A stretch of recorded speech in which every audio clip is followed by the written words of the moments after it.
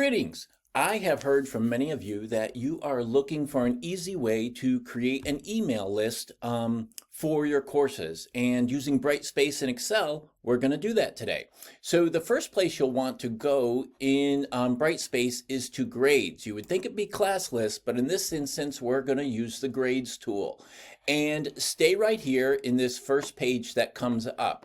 And then what you'll want to do, and you'll see your whole class list. In this example, I have 2 people in this class. You're going to go to export.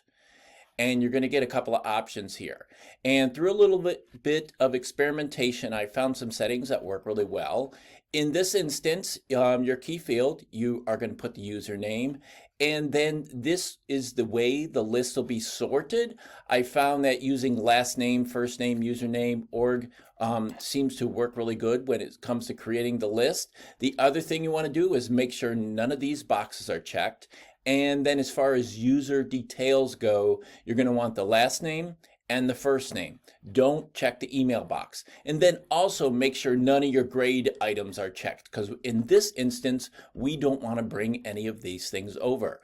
And then once you have these things all set, you're going to go down here to the bottom and export to Excel. And we'll click on that and we'll wait for this to go through.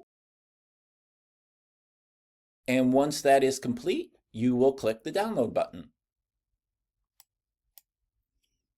See over here that it's downloaded. I'm going to open that up. You could also check your download files. And here we have our Excel sheet. And just so that this is a little easier to say, I'm going to expand that. And you can see here I have my username, the last name, and the first name. Now, just to neaten this up for myself, I'm going to click on this and I am going to move my username list right over here to D. And this is a list we're going to use to build our email list. And we're going to do that in column E. And just so we can see this, I'm going to expand column E a little bit.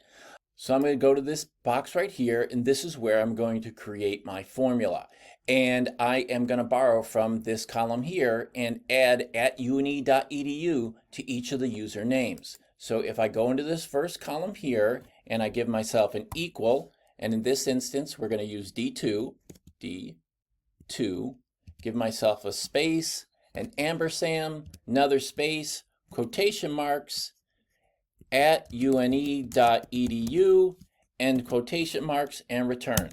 And you can see there that it made a UNE email address using the username. So if I click on that and then grab this little thing down at the bottom and drag it through my entire list, you'll see that it'll create email addresses from each of the usernames here. And you can see since I didn't have a username here, it just dropped in @une.edu.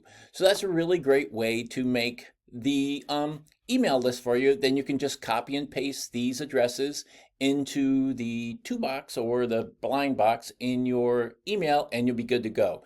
If you have any questions about this, please reach out to me at cetl@une.edu. Be well and have a great day.